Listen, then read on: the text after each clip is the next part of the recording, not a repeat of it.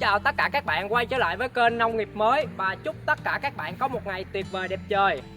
Tại sao mình lại nói về nông nghiệp mới? Trong nông nghiệp mới của mình thì sẽ bao gồm nông nghiệp hữu cơ, nông nghiệp sinh thái, nông nghiệp tuần hoàn vĩnh cửu và nông nghiệp bán tự nhiên. Các bạn cũng có thể gọi là mô hình vườn rừng. Mỗi một khu vực sẽ có cái cách canh tác và phương pháp canh tác khác nhau tùy vào khí hậu nè, vị trí địa lý nè, rồi chất đất nè, nguồn nước nè, giống nè, rồi cái nhu cầu sử dụng của thị trường xung quanh nữa. Thì không có một cái phương pháp nào hoàn toàn là đúng 100% khi các bạn áp dụng canh tác. Thậm chí trên chính mảnh vườn mình canh tác cùng một loại phương pháp nhưng cho ra 3 đến 4 loại kết quả khác nhau. Với những cái lối tư duy canh tác cũ á, các bạn sẽ diệt cỏ và sử dụng phân bón vô cơ nhiều và một lượng phun xịt nhất định kỳ. Thì mình không có đào sâu nhiều về cái vấn đề đó. Tuy nhiên thì nếu mà các bạn có một cái phương pháp canh tác khác thuận tự nhiên, sử dụng cỏ làm đồng minh, làm chất hữu cơ, làm phân bón, các bạn cứ tưởng tượng một điều nè, suy nghĩ rộng ra về một cái mô hình giống như là vườn rừng đi, bán tự nhiên nông nghiệp. Thì trong đó những cái cây lấy gỗ, những cái cây ăn quả, cây dây leo, tầng mặt đất thủy sinh nó sẽ hỗ trợ lẫn nhau, giúp nhau cùng phát triển và chúng ít cạnh tranh với nhau về dinh dưỡng cũng như là ánh sáng. Trong nông nghiệp hữu cơ thì một số bạn chỉ biết là phun xịt những cái gọi là chế phẩm sinh học hữu cơ rồi sử dụng cái phân hữu cơ, trong khi rất ít bạn đọc cái thành phần hữu cơ đó nó được làm chính từ cái nguyên liệu gì. Thì thật sự nếu mà nói nguồn hữu cơ tự nhiên á sẽ gồm có cỏ nè, xác bã thực vật nè, mùng cây nè, rồi một số loại cây mà khi nó qua sự phân giải, phân hủy của một số vi sinh vật nó sẽ tạo ra cái lớp mùng đó. Phân chuồng là một cái nguồn hữu cơ, nhưng các bạn có biết thành phần chính trong phân chuồng là gì? Là cỏ các bạn, là cỏ, và qua cái hệ tiêu hóa của động vật thì nó sẽ bổ sung theo một số là vi sinh vật phân giải chất trong đó. Thì khi mà con trâu, bò, gà, vịt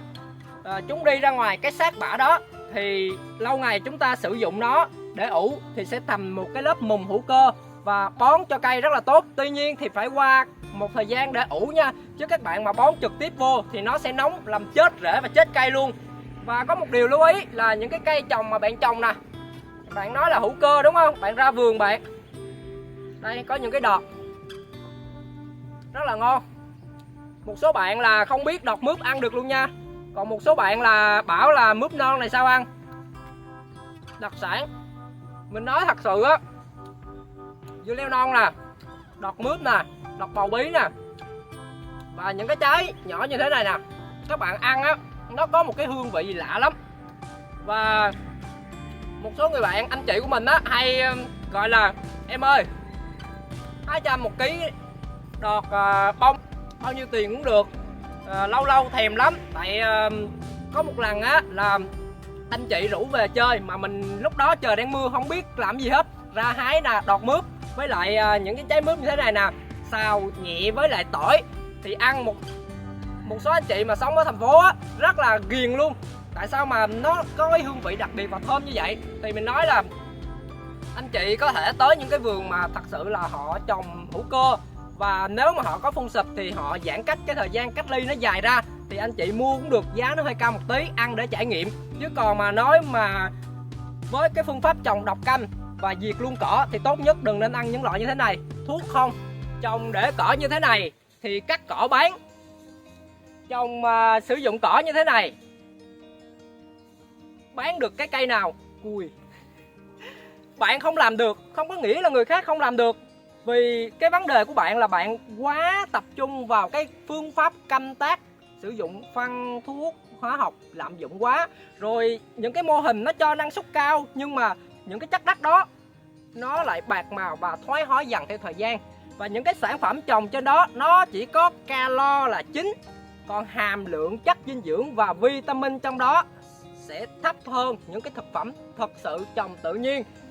Nếu mà bạn còn phân vân về vấn đề đó, bạn có thể gõ lên thực phẩm rỗng, hoặc là bạn tới một cái vườn hữu cơ. Bạn tới cái vườn mình đi, bạn xin một cái mẫu bất cứ từ lá, hoa, bông, trái, mình sẵn sàng gửi miễn phí cho bạn. Và bạn mua một cái thực phẩm ở ngoài cái vườn mà canh tác hữu cơ độc canh á, bạn đem hai cái mẫu đó bạn so sánh, phân tích cái hàm lượng chất dinh dưỡng có trên 1 gram calo, thì bạn sẽ hiểu thật sự phương pháp canh tác tự nhiên và hữu cơ nó như thế nào. Còn các bạn cứ nói, các bạn cứ đọc sách báo, các bạn cứ xem là cái phương pháp canh tác miễn có cái trái cho các bạn ăn là được. Thì nếu mà có cái trái cho các bạn ăn được thì tại sao nông sản đa phần ở Việt Nam khi mà qua những cái nước khác kiểm định á, thì lại ít có cái loại nông sản nào đạt tiêu chuẩn lắm. Chỉ có một số vườn mà canh tác theo phương pháp hữu cơ đạt OPCOP sao thì mới được xuất khẩu ra nước ngoài thôi. Đối với bản thân mình á, không có đúng hay không có sai,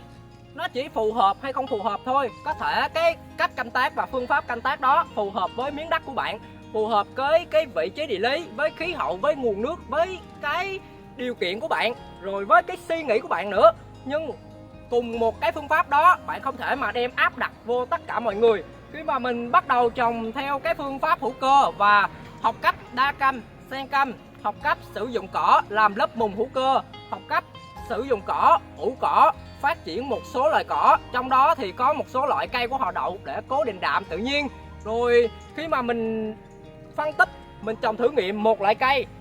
bón phân vô cơ, sử dụng hóa chất thuốc kích thích, và một loại cây mình chỉ ủ cỏ và bỏ thêm một số loại phân bón vi sinh,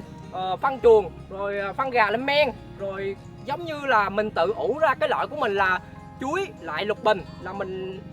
đem những cái xác mà lục bình mình vớt từ dưới mương mình lên, rồi những cái trái chuối chín mà nó không đạt hiệu quả, nó không đạt cái tiêu chuẩn để bán ra thị trường á, mình sẽ bỏ vô một cái thau mình trộn, xong mình sẽ ủ kín nó, mình lên men trong vòng 2 đến 3 tháng thì mình bón cái đó vô cái cây, thì mình sẽ theo dõi cái quá trình đó trong vòng 1 tuần, 2 tuần, 3 tuần để xem cùng một cái chất đất nè, cùng một cái lượng ánh sáng nè, cùng một cái điều kiện nước nè, cách tưới như nhau nè, nhưng mà bón hai loại và sử dụng thuốc để mình thử xem cái loại nào nó sẽ đạt năng suất và chất lượng hiệu quả cao hơn. Rồi sau khi mà mình thu hoạch được cái quả đó, mình đem hai cái mẫu của hai cái quả đó qua bên nông nghiệp để mình xem thử cái hàm lượng chất dinh dưỡng và vitamin có trong đó, cái loại nào nó sẽ cao hơn, thì các bạn sẽ biết được cái loại nào mà bạn nên canh tác. Bạn canh tác một cái loại sản phẩm mà bạn không thể ăn được cái lá nè của nó nè, đọt của nó nè, và trực tiếp không qua rửa ngâm nước muối, thì đó chưa phải là cách canh tác hữu cơ đúng cách, nó chỉ là bán hữu cơ thôi. Với mình, nông nghiệp không chỉ là một cái sân chơi để mình tự do thoải mái sáng tạo những cái điều mình mong muốn và áp dụng vào, nó còn là một phần của cuộc sống mình, một phần để thông qua nó giúp mình phục vụ được nhiều người hơn với những cái chất lượng nó tốt hơn, những loại nông sản cả về đọt, về lá, về quả hoặc là củ tới tay người sử dụng, tiêu dùng. Và đối với mình á, chỉ có phù hợp thôi. Bạn cũng có thể chọn những cái loại nông sản mà bạn canh tác theo phương pháp truyền thống, phương pháp hiện tại. Bạn cũng có thể thử nghiệm nó trên một cái diện tích nhỏ để xem cái hiệu quả như thế nào. Và bạn cứ tưởng tượng một điều, nếu mà những cái cây sinh trưởng trong tự nhiên á, chỉ có một cái đám rừng, một loại cây thôi, và mỗi khu vực chỉ có một cái loại cây, bạn nghĩ nó có sống được không? Một cái loại cây đó nó sẽ cạnh tranh về dinh dưỡng nè, về tàn rễ nè, về nguồn nước nè, về tất cả mọi thứ. Trong khi trong một cái khu rừng để mà phát triển tự nhiên thì nó phải đa dạng giống loài, đa dạng tầng lá, đa dạng tầng rễ. Và những cái cây lớn hơn sẽ hỗ trợ những cái cây nhỏ hơn. Và những cái cây nhỏ hơn nó sẽ có cái nhiệm vụ của nó. Mỗi cái loại cây, mỗi cái loại lá, mỗi loại thực vật và động vật sống hòa quyện với nhau trong thiên nhiên, chúng luôn có một cái nhiệm vụ nào đó để phân giải chất hữu cơ, rồi để cố định đạm, rồi để tổng hợp, quan hợp những cái chất nào đó rất là nhiều. Nếu mà nói thì vô vàn, vì con người chỉ biết một phần của thiên nhiên thôi, không thể nào mà nghiên cứu hết được tất cả mọi thứ được. Nếu như bạn chỉ nghe thôi, xem thôi, nhìn là biết thôi, thì bạn không cần phải đi học nữa, tới ngay viện trung tâm để nhận luôn bằng tiến sĩ, thạc sĩ. Vì nếu mà tất cả mọi người chỉ có nhìn là biết, xem là thấy, thì sẽ không thật sự hiểu được cái trải nghiệm mà bạn canh tác, sống trong cái môi trường tự nhiên, và bạn thử nghiệm cải tạo liên tục cái mô hình cũng như cái phương pháp canh tác của các bạn, mang lại cái hiệu quả cao nhất về mặt chất lượng dinh dưỡng, về cái chất lượng phục vụ của bạn đến tất cả mọi người. Cuối cùng thì đúng hay sai, cao hay thấp,